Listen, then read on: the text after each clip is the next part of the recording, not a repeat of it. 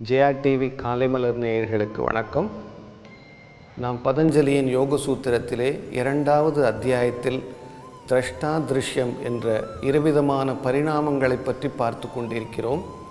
இந்த இரண்டும் இணைவதனால்தான் நாம் செய்யும் எல்லா காரியமுமே செய்ய முடிகிறது என்பதையும் பார்த்தோம். ஆனால் துன்பத்திற்கான காரணமுமே இந்த சம்யோகம்தான் என்பதையும் பார்த்தோம். அது எந்த மாதிரியான சம்யோகம் என்பதை அடுத்த சூத்திரத்திலே சொல்கிறார். தஸ்ய ஹேதுஹு அவித்யா என்று சொல்லுவார். இந்த துன்பத்திற்கு அடிப்படையான காரணம் என்னவென்றால் அவித்தையினால் ஏற்பட்ட சம்யோகம். இதுதான் இதற்கு காரணம் என்று கூறுவார். அவித்தை என்றால் என்ன என்பதை நாம் முன்பே பார்த்தோம்.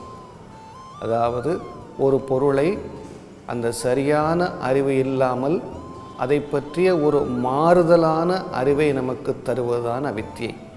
இப்பொழுது ஒரு பேனாவை பார்க்கிறோம். அது உண்மையான நிலை என்றால் பேனா.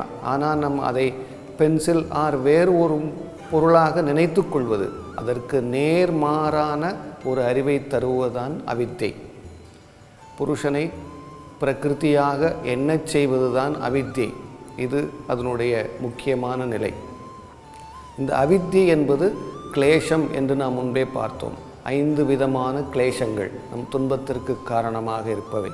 அவித்யா, அஸ்மிதா என்று சொல்லக்கூடிய ஈகோ, ராகம் அதாவது வெறுப்பு, துவேஷம் வெறுப்பு, அபினிவேஷம் பயம். இந்த 5ம் தான் துன்பத்திற்கு முக்கியமான காரணங்கள், கிளேஷங்கள் என்பதை பார்த்தோம். இந்த அவித்யை தான் எல்லா கிளேஷங்களுக்கும் தாய் போன்றவள். இந்த அவித்யினால் ஏற்படக்கூடிய சம்யோகத்தால் தான் இந்த துன்பங்கள் விளைகிறது என்பதை இந்த சூத்திரத்திலே கொள்கிறார். ஏனென்றால் நாம் ஒன்றை சரியாக அறியாமல், அதை பற்றி அறியாமல் இருந்தால் கூட பரவாயில்லை, அதை பற்றிய மாறுதலான ஒரு அறிவை எடுத்துக்கொண்டு இதுதான் சரி என்று நினைப்பது தான் அவித்யா. இதுதான் நம்மளுடைய துன்பத்திற்கு மூல காரணமாகிறது. இந்த அவித்யிலிருந்து நாம் விடுபட வேண்டுமென்றால் என்ன செய்ய வேண்டும் என்பதை அடுத்த சூத்திரத்திலே கூறுகிறார். இன்று நாம் இதே ஜதர பரிவிருத்தி, அந்த பரிவிருத்தியிலே வேறு சில மாறுதல்கள் செய்து அதனுடைய பலன்களை எப்படி பெறலாம் என்று நாம் பார்க்க போகிறோம். நம்ம ஜதர பரிவிருத்தி பாஸ்டர் பார்த்துட்ருக்கோம். அதில் கிளாசிக்கலாக எப்படி பண்ணுறது அப்படிங்கிறத பார்த்தோம். அதை பண்ண முடியாதவங்க அதை மாடிஃபை பண்ணி சிறிதாக அந்த கிளாசிக்கல் பொசிஷன் எப்படி போகிறது அப்படிங்கிறத பார்த்தோம். சில பேரால் அந்த ஆசனம் நல்ல முறையில் பண்ண முடியும். அவங்களுக்கு இன்னும் கொஞ்சம் இன்டென்ஸாக இந்த ஆசனத்தை எப்படி பண்ணணும் அப்படிங்கிறத நம்ம இன்றைக்கி பார்க்க போகிறோம். அதை இன்னும் கொஞ்சம் அட்வான்ஸான முறையில். இது ஜதர பரிவிருத்தி நல்ல முறையில் பண்ண முடிந்தவர்கள் மட்டுமே இதை நீங்கள் ட்ரை பண்ணணும். இல்லை தேர்ந்த ஆசிரியர் துணையோடு தான் பண்ணணும். கால்கள் ரெண்டையும் சேர்த்து வச்சுக்கோங்க, சமஸ்திதி பொசிஷன். கைகள் ரெண்டையும் பக்கத்தில் கொண்டு வந்துருங்க. உள்ளங்கை தரையை நோக்கி இருக்கட்டும்.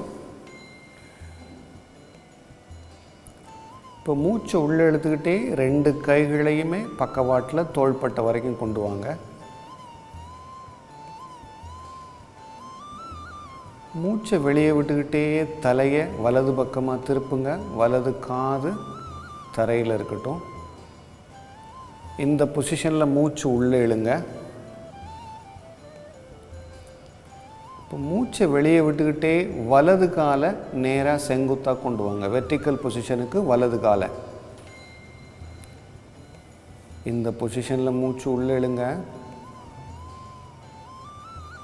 இப்போ மூச்சை வெளியே விட்டுக்கிட்டே மெதுவாக வலது காலை இடது பக்கமாக கொண்டு போங்க. இடது கையால் வலது பாதத்தை பிடிச்சிங்க. இது இலகுவானது இல்லை. இது ரிப்பீட்டாகவும் பண்ணலாம், ஸ்டேயாகவும் பண்ணலாம். இப்போ மூச்சு உள்ளே எடுத்துக்கிட்டே வலது காலை மறுபடியும் செங்குத்தான பொசிஷனுக்கு கொண்டு வந்துடுங்க. இந்த பொசிஷனில் மூச்சை வெளியே விடுங்க. இப்போ மூச்சு உள்ளே எடுத்துக்கிட்டே வலது காலை மெதுவாக தரையை நோக்கி கொண்டு வந்துடுங்க.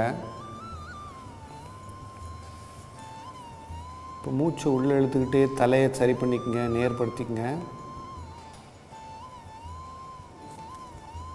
மூச்சை வெளியே விட்டுக்கிட்டே தலையை அடுத்த பக்கம் இடது பக்கமாக திருப்பிக்குங்க. இந்த பொசிஷனில் மூச்சு உள்ளே இழுத்துக்குங்க. மூச்சை வெளியே விட்டுக்கிட்டே இப்போ இடது காலை ஸ்ட்ரைட் பண்ணுங்கள். இந்த பொசிஷனில் மூச்சு உள்ளே இழுங்க. இப்போ மூச்சை வெளியே விட்டுக்கிட்டே இடது காலை வலது பக்கமாக முறுக்குங்க. வலது கையால் இடது பாதத்தை பிடிச்சிங்க.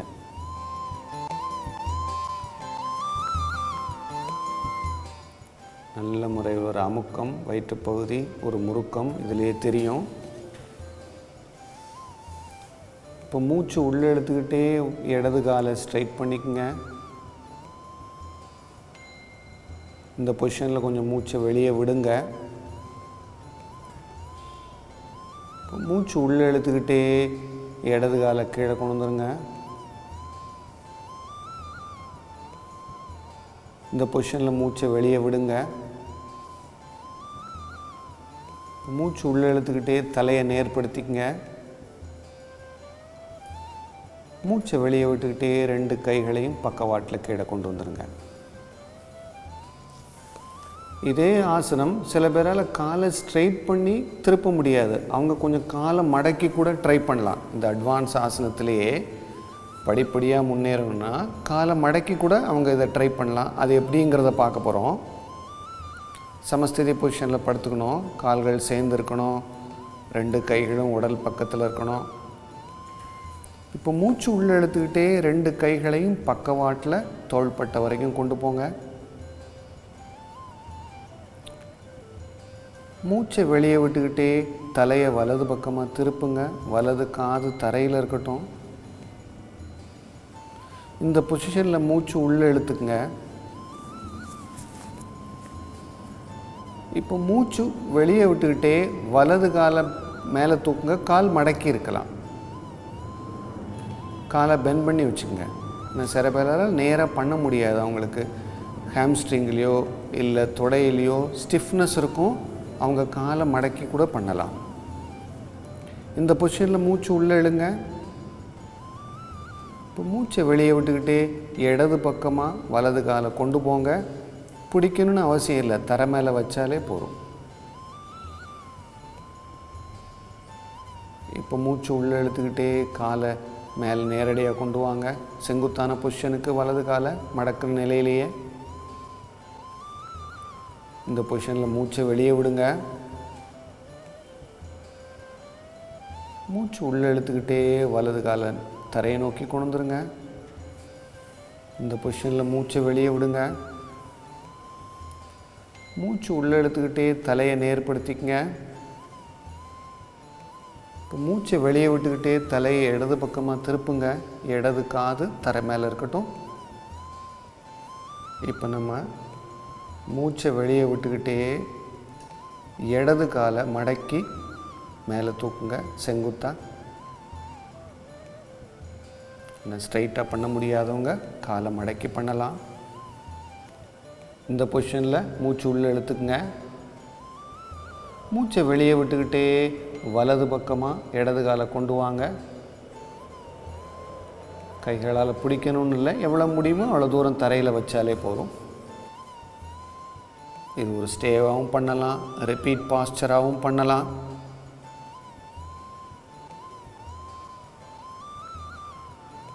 இப்போ மூச்சு உள்ளே இழுத்துக்கிட்டே இடது காலை ஸ்ட்ரைட் பண்ணிவிடுங்க.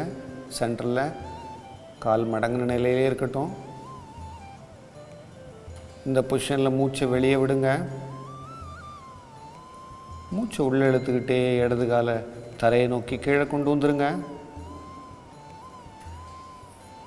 இந்த பொசிஷனில் மூச்சை வெளியே விடுங்க. இப்போ மூச்சு உள்ளே இழுத்துக்கிட்டே தலையை நேர்படுத்திக்கங்க. மூச்சை வெளியே விட்டுக்கிட்டே 2 கைகளையும் பக்கவாட்டில் கீழே கொண்டு வந்துருங்க. நம்ம ஜத்தர பரிவிருத்தி பார்த்துட்ருக்கோம். அதில் யாரெல்லாம் நல்ல முறையில் அந்த ஆசனம் பண்ண முடிந்தவர்கள் இன்னும் கொஞ்சம் இன்டென்ஸாக அட்வான்ஸாக எப்படி பண்ணுறது அப்படிங்கிறத பார்க்குறோம். இது கொஞ்சம் வித்தியாசமானது. முன்பெல்லாம் எந்த ஆசனம் பண்ண முடியாதவங்க ஒரு காலை யூஸ் பண்ணி அப்புறம் 2 காலையுமே பண்ணுவாங்க. ஆனால் இந்த ஆசனத்தில் மட்டும் 2 கால் பண்ணுவதை விட ஒரு காலால் பண்ணுவது எளிதானது அல்ல, சிறிது கஷ்டமானது. ஏன்னா ஒரு காலை இடது பக்கமாகவோ வலது பக்கமாகவோ திருப்பும் பொழுது இன்னொரு கால் இடையில் இருக்கிறதுனால அதையும் மீறியே அந்த காலை கொண்டு போகணும். ஸோ கொஞ்சம் அட்வான்ஸான முறை இது. நல்ல முறையில் ஜத்தர பரிவர்த்தி பண்ண முடிந்தவர்கள் மட்டுமே ட்ரை பண்ணணும், இல்லை தேர்ந்த ஆசிரியர் துணையோடு தான் பண்ணணும். இது பண்ணுவதனால இன்டென்ஸாக அடிவயிற்று பகுதி அமுங்குது. நம்ம பார்க்கும்போதே தெரியும், ஒரு காலை மேலே கொண்டு போகும்பொழுது அந்த பகுதியில் இருக்க அந்த அடிவயிறு நல்ல முறையில் அமுங்குது. அந்த பகுதியில் இருக்கக்கூடிய எல்லா உறுப்புகளுமே தூண்டப்படுகின்றன, அதனுடைய வேலைகள் சீராகிறது. முதுகுத்தண்டு முறுக்கப்படுவதால் அங்கு இரத்த ஓட்டம் சீராகிறது. அங்கே இருக்கக்கூடிய தசை நார்கள் நல்ல முறையில் இறுக்கமடைகின்றன. ஒரு ஃப்ளெக்சிபிலிட்டியும் கிடைக்கிறது, ஒரு ஸ்ட்ரென்த்தும் கிடைக்கிறது. மேலும் கைகள் பக்கவாட்டில் ஓப்பனாக இருக்கிறதுனால முதுகுத்தண்டு, அந்த கைகள் கூடிய அந்த மார்புக்கூடு எல்லாமே விரிவடைந்திருக்கும். அதனால் மூச்சு வாங்கி விடக்கூடிய திறனுமே அதிகரிக்கிறது. இந்த ஆசனம் செய்வதனால் அந்த ஜடர அக்னி என்று சொல்லக்கூடிய ஜீரண சக்தி, அதை செய்யக்கூடிய அந்த அக்னி தூண்டப்படுகிறது. நல்ல முறையில் ஜீரண சக்தி அதிகரிக்கும். மலச்சிக்கல் வராது, ஏனால் மலங்கள் எல்லாமே வெளியேற்றுவதற்கான ஒரு நல்ல அமுக்கம் கிடைக்கிறது. இந்த ஆசனம் நாம் இதுவரைக்குமே பரிவர்த்தி பார்த்தோம். நம்ம அடுத்த நிகழ்ச்சியில் பார்ஷ்வா, அதாவது பக்கவாட்டில் எப்படி போகிறது அப்படிங்கிறத நம்ம பார்க்க போகிறோம்.